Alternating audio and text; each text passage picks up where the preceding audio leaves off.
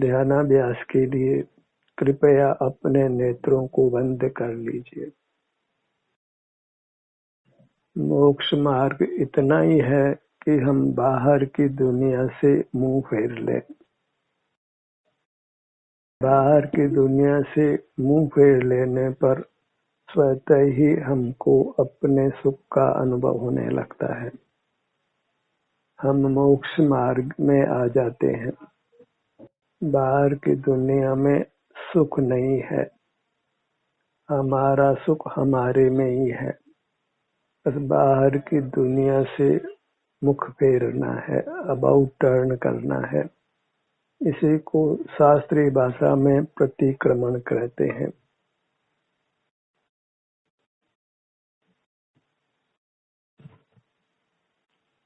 तब स्वतः ही हमको अपना संवेदन होने लगता है।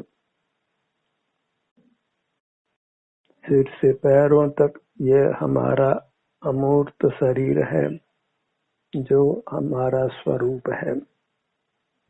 अपना स्वरूप ही भोगने योग्य है, पर पदार्थों का रूप भोगने योग्य नहीं है।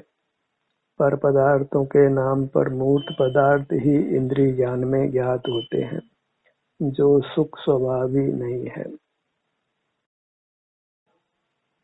मूर्त पदार्थों को देखते समय उसके निमित्त से मोह कर्म का उदय होता है और पदार्थ उदयानुसार सुख दुख रूप अनुभव में आते हैं। इस प्रकार हम मोह कर्म के वश होते हैं। राग द्वेष होता है, नूतन कर्मों का बंधन होता है। मूर्त पदार्थों को देखना मोहोदय सहित होने से राग द्वेष सहित होता है। उसी से संसार की परंपरा चल रही है। कर्म पर हमारा जोर नहीं है, हमारा जोर हमारे परिणाम पर ही है कि हम मूर्त पदार्थों को देखना जानना बंद करें। सुख हमारा स्वरूप है, उसको इंद्रिय ज्ञान ही रोकता है और इंद्रिय ज्ञान का निरोध करने पर हमको हमारा सुख अनुभव में आने लगता है। प्रायोगिक पद्धति में हमको अपना मुख अपनी ओर करना है, सिर से पैरों तक ही विहार करना है और ये कठिन भी नहीं है। जो व्यवहार बाहर से हमने बना रखा है वह व्यवहार ही बीच बीच में आकर खड़ा होता है और हमारे अनुभव को तोड़ता है। अनुभव की धारा अनवरत रूप से नहीं चल पाती है। इसी के लिए हमको पुरुषार्थ करना है। बाहर की दुनिया में हमारा हित नहीं है, अपितु अहित है। यह जानकर अपने को बाहर की दुनिया से छुड़ाना है। इंद्रिय ज्ञान के विषयों को जानने से अपने को रोकना है। ये जीव मूर्त पदार्थों से क्यों बंधता है अमूर्त होकर के? तो उसका एक ही उत्तर है कि अमूर्त होकर मूर्त पदार्थों को क्यों देखता जानता है। अपराध अपनी ओर से है, कर्मों का दोष नहीं है। उससे हम अपने स्वरूप से च्युत होते हैं। अप नाम च्युत होने का है और आद नाम आराधना का है। अपने स्वरूप संवेदन से च्युत होना वही अपराध है, वही पाप है।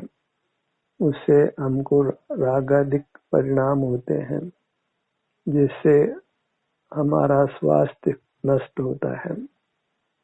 स्वास्थ्य ही सुख है, स्वास्थ्य से ही जीवन है। स्वास्थ्य नष्ट हो तो असमय में ही मृत्यु भी हो जाती है। ये दुर्लभ मनुष्य भाव पाकर हम खो देते हैं।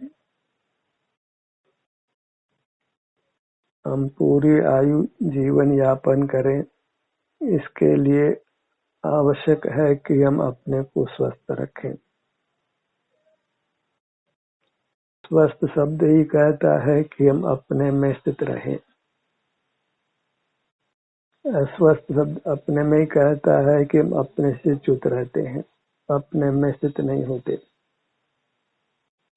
मोक्ष मार्ग की शिक्षा दीक्षा इतनी है कि हम अपने में उपस्थित रहें। वही उपवास है, वही प्रायश्चित है। प्राय का अर्थ बहुलता होता है और चित्त का अर्थ स्वसंवेदन है। बहुलता से हम अपना ही संवेदन करें तो पूर्व पापों का प्रायश्चित होता है। जो परिणाम हो चुका है उसमें हमारा कोई कर्तव्य नहीं है। उस परिणाम से जो कर्म बंधा है उसको ही स्वानुभव से नष्ट करना है।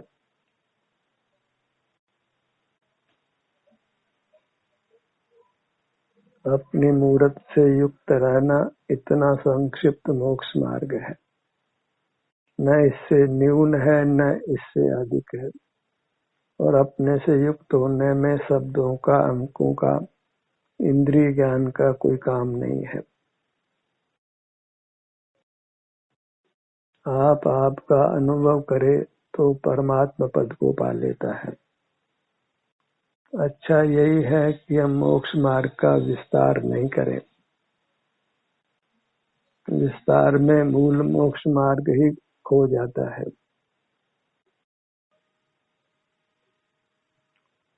अपने सन्मुख होना ही मोक्ष मार्ग में आना है।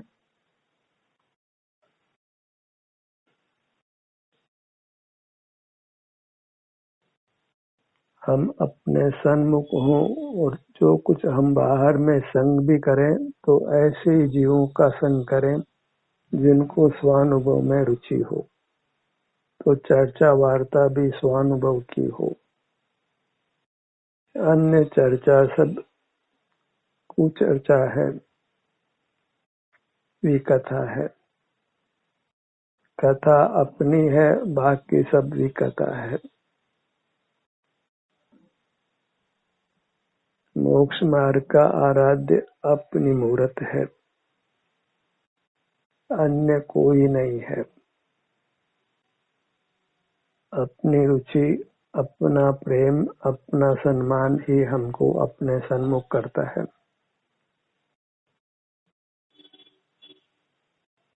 अपने तक सिमट जाना है,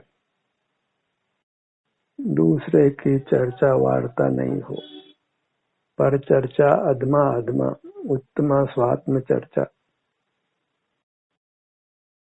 और आप चर्चा का विषय भी नहीं है, आप संवेदन का विषय है।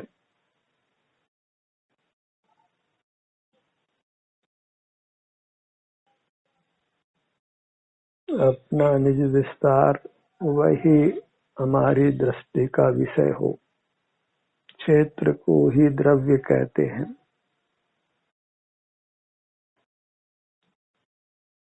काल को पर्याय कहते हैं, भाव को गुण कहते हैं। इन तीनों का समवाय वह द्रव्य है। द्रव्य का द्रव्य अंश को क्षेत्र है, अनित्य अंश वह पर्याय है। द्रव्य दृष्टि करना माने अपने विस्तार के सन्मुख रहना।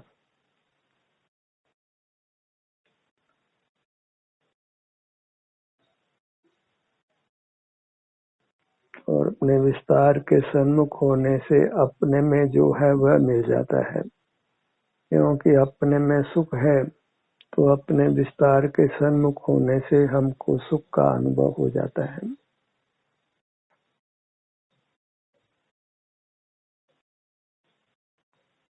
आप एकांत सुख रूप होने से सुख का केवल अनुभव होता है, उसका कथन वचनों से नहीं होता है। इसलिए शब्दों का कोई काम नहीं है, किसी भाषा का काम नहीं है, न हिंदी का, न अंग्रेजी का, न संस्कृत का, न प्राकृत का। अन्य अनेकों भाषाएं लोक में हैं, पर स्वानुभव को कोई भाषा नहीं है। कोई किसी भाषा का व्यक्ति हो, सबको स्वानुभव एक सा होता है,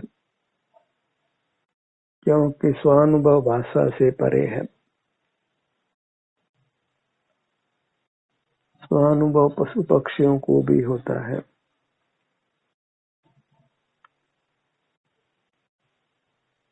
कोई भी जीव स्वसंवेदन से रहित नहीं है, क्योंकि शरीर में वेदना का अनुभव सब जीवों को होता है, और वेदना होती है तो वह वेदना अपनी पर्याय है, और वेदना अपने क्षेत्र में होती है। तो इस प्रकार क्षेत्र का और अपनी पर्याय का, द्रव्य पर्याय दोनों का ग्रहण सब जीवों को होता है। तभी कहा है बाल गोपाल सबको भगवान आत्मा सदा स्वमेव अनुभव में आता है। एक निद्रा के काल में ही स्वानुभव नहीं होता है।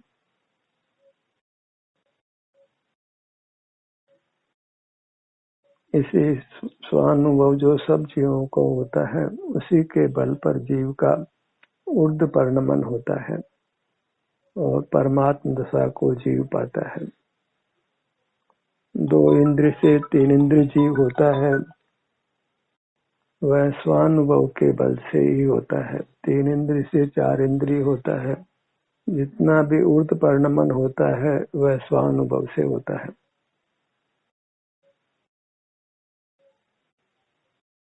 इसी स्वानुभव से जीव मोक्ष को पा लेता है, परमात्मा हो जाता है।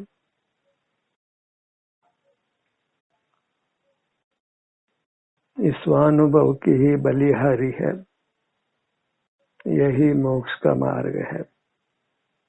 एक स्वानुभव की ही भावना हो, स्वानुभव की इच्छा हो, स्वानुभव की ही प्रवृत्ति हो, तो हम अपने को संसार के दुखों से मुक्त कर सकते हैं। संसार के दुखों से मुक्त होना ही मोक्ष को पाना है। उसको परमात्मा पद नाम दे या न दे, पर आप दुखों से मुक्त हो जाते हैं। सर्वांग में एक सुख का ही अनुभव होता है। दुख का प्रतिपक्ष सुख है। सब जीव दुख से भयवंत हैं, सुख चाहते हैं। दुख की निवृत्ति के लिए सुख चाहिए, न ज्ञान चाहिए, न बल चाहिए, न अन्य कोई परिणाम चाहिए। दुख की निवृत्ति सुख है, दुख का विलोम सुख है, और सुख अपना स्वरूप है, सो अपने सन्मुख होने से मिल जाता है, और अपने से विमुख होने पर दुख मिलता है। और अपने से विमुख होता है तो वह ज्ञान के माध्यम से होता है, और वह ज्ञान इंद्रियों के माध्यम से होता है। जहाँ बहिर्मुखता है वहाँ कर्मों का बंध होता है। वहाँ मूर्त शरीर मिलता है तो शरीर में बल भी मिलता है, कभी वचन शक्ति भी मिलती है, उड़ने की शक्ति मिलती है, तैरने की शक्ति मिलती है, दौड़ने की शक्ति मिलती है, हाथों से नाना काम करने की शक्ति मिलती है। ये सब कोई आत्मा के स्वाभाविक गुण या शक्तियां नहीं है। ये सब उद्गल शरीर के संबंध से है, और उद्गल शरीर का संबंध वह इंद्रिय ज्ञान से है। तो इंद्रिय जय ही करना है, तो अन्य शक्तियों का भले ही अभाव हो, हमारा स्वाभाविक सुख हमको मिल जाता है। जो अमूर्त हो गए हैं उनको पानी में तैरने का कोई शक्ति नहीं है, उड़ने की कोई शक्ति नहीं है, दौड़ने की कोई शक्ति नहीं है, मूर्त पदार्थों को देखने जानने की शक्ति नहीं है। उससे उनके सुख में कुछ अंतर नहीं पड़ता है। तमाशगीर लोग के नाना कलाओं को प्रस्तुत करते हैं, पर मोक्ष की कला एक स्वानुभव की कला है। अन्य सब कलाओं से मुक्ति प्राप्त नहीं होती है। भले आप लोक में वाहवाही लूट लें, धन भी अर्जित कर लें, पर उससे आपको अपना स्वाभाविक सुख नहीं मिलता है। बहुत लौकिक ज्ञान करके धनेष्ठा बढ़ जाती है। धन कमाने में ही पूरा जीवन व्यतीत हो जाता है। धनेष्ठा की पूर्ति नहीं होती है। ज्यों ज्यों धन पाते हैं त्यों त्यों अधिक धन पाने की इच्छा होती है और जीव उतना ही अपने से विमुख हो जाता है, मनुष्य जन्म को खो देता है। जिस मूर्त से हम बने हैं उस मूर्त की ही वांछा करने लगते हैं। मूर्त से मुक्त होना है तो मूर्त को देखना जानना बंद करना है, तो सहज ही मूर्त पदार्थों की इच्छा नहीं होती है, फिर उनका परिग्रह भी नहीं होता है। इंद्रिय ज्ञान से व्यतिरिक्त होना ही अपरिग्रही होना है, असंग होना है, संयमी होना है। आपका आप अनुभव करके रहे तो फिर दुख का कोई काम नहीं है। अपने मूर्त का हमको परिचय है, बस उसी मूर्त से युक्त रहना है। इस जीवन को हमने पावन कर लेना है, धन्य कर लेना है।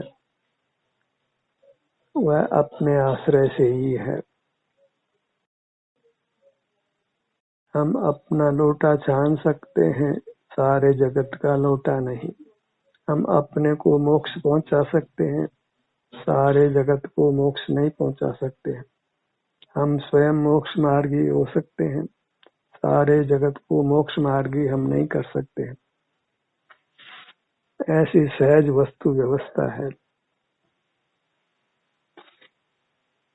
पर को मोक्ष मार्ग में लगाने के बजाय हमें स्वयं मोक्ष मार्ग में लगना है। अनंत जीव मुक्त हो गए हैं, कोई भी हमको मोक्ष लेकर नहीं गया है। हम जहाँ के तहाँ यहीं पर बने हैं। हर जीव स्वयं को ही मुक्त कर सकता है। हम भी अपने को मुक्त करने के पुरुषार्थ में लग जाएं तो मोक्ष जा सकते हैं। सबको साथ लेकर मोक्ष जाना संभव नहीं है। एक अन्य व्यक्ति को भी साथ लेकर मोक्ष नहीं जा सकते। राम लक्ष्मण को साथ लेकर मोक्ष नहीं जा सके। विभीषण रावण को साथ लेकर मोक्ष नहीं जा सका। नेमिनाथ कृष्ण को साथ लेकर मोक्ष नहीं जा सके। बलदेव कृष्ण को साथ लेकर मोक्ष नहीं जा सका।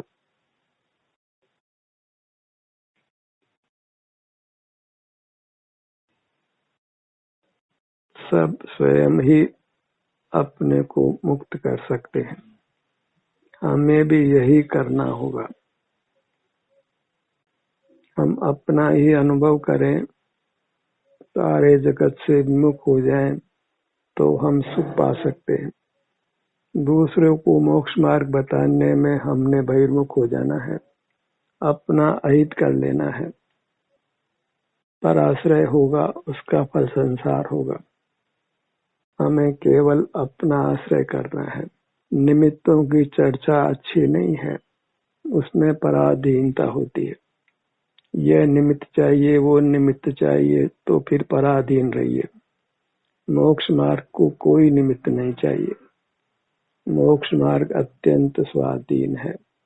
निमित्तों से नैमित्तिक भाव होता है, उपादेय भाव नहीं होता है। उपादेय भाव स्वाश्रित होता है, उसको किसी निमित्त की आवश्यकता नहीं है। इसलिए पर से सुख की आशा छोड़िए, परिग्रह छोड़िए। सारा बाह्य जगत परिग्रह के खाते में है। आप ही अपरिग्रह रूप है। चारों ओर से अपनी मूर्त को ही हमने ग्रहण करना है, तो सहज ही इंद्रिय जय होगी। बाहर के जगत का संपर्क मिटेगा तो मुक्ति होने में देर नहीं लगेगी। प्रयास करते रहें तो मुक्ति अल्पकाल में होती है, पर यह है कि हमको पुनः पुनः अपने सन्मुख होना है। पुनरावृत्ति के अलावा कोई दूसरा उपाय नहीं है। कितना ही जटिल कर्म हमने बांधा हो, स्वानुभव के पुरुषार्थ से हम सब कर्मों से मुक्त हो सकते हैं।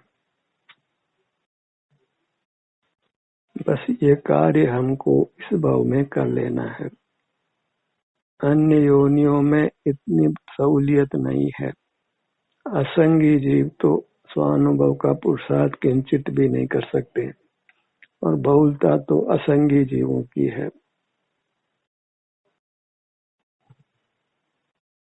किसी की भी वार्ता नहीं करना है। जगत क्या कर रहा है उसकी ओर देखना नहीं है। लोक में नाना बुराइयां हो उनकी ओर नहीं देखना है। काम अकेले ही अपने आश्रय से कर लेना है। जगत की ओर देखेंगे तो अवश्य ही रागादिक दोष पैदा होंगे। किसी के प्रति राग होगा, किसी के प्रति द्वेष होगा और उससे हम ही दुखी होने वाले हैं। अपने ध्यान को अपने मुखमंडल पर लाइए।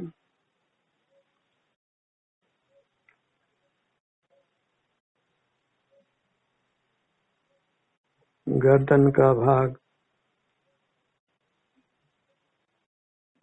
धड़ का भाग,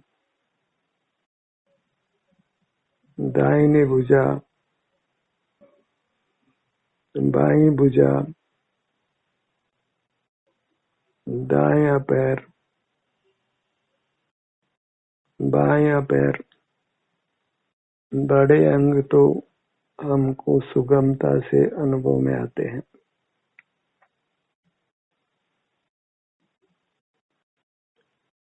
आगे का भाग सिर से पैरों तक,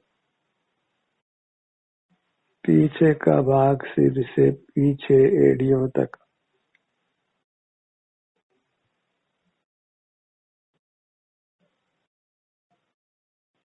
स्वानुभूति ही मोक्ष मार्ग स्वरूप है, मोक्ष स्वरूप है। अपना स्वरूप ही मोक्ष स्वरूप है। सारे जगत के ज्ञान से अपने को रहित कर लेना ही मोक्ष पाना है। और अपना ज्ञान नहीं होता है, अपना अनुभव होता है। ज्ञान की परोक्षता है और अनुभव की प्रत्यक्षता है। जो परोक्ष है वह पराधीन है, यही है, और जो प्रत्यक्ष है वह स्वाधीन है, उपादेय है। अनुभव उपादेय है। अनुभव स्वरूप अपनी वस्तु उपादेय है। पर पदार्थों का ज्ञान और पर वस्तुएं ही है। यही स्वपर का विभाग है। इस प्रकार स्वपर को अलग कर देना है। सारे जगत का वियोग करना है। अपने मूर्त का ही संयोग करना है। संयोग करना अर्थात अनुभव करना। आपको प्राप्त होकर भी बहिर्मुख होकर अपने को खो देता है। पाकर खोया भगवान। अपने मूर्त जो भगवान स्वरूप है उसको हमने पाकर भी बहिर्मुख होकर खो दिया है। अंतर्मुख होकर उसको पा लेना है। दोनों नेत्रों के भाग पर आइए।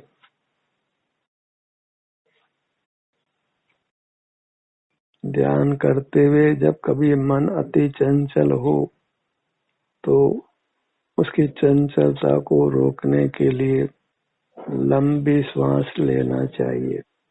यथा संभव रोकना चाहिए, धीरे धीरे छोड़ना चाहिए। इस विधि से मन की चंचलता रुकती है। जो उपयोग बाह्य वस्तु को पकड़ रहा था उस बाह्य वस्तु को छोड़ देता है।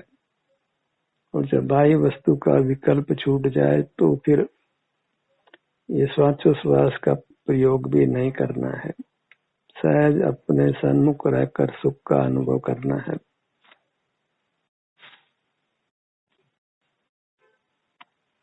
अपने में भी स्थिरता नहीं हो तो सिर से पैरों तक हर अंग का नाम अपने मन में लेकर अपने हर अंग के स्थान पर जाना है। स्थिरता होने के बाद फिर वह भी नहीं करना है।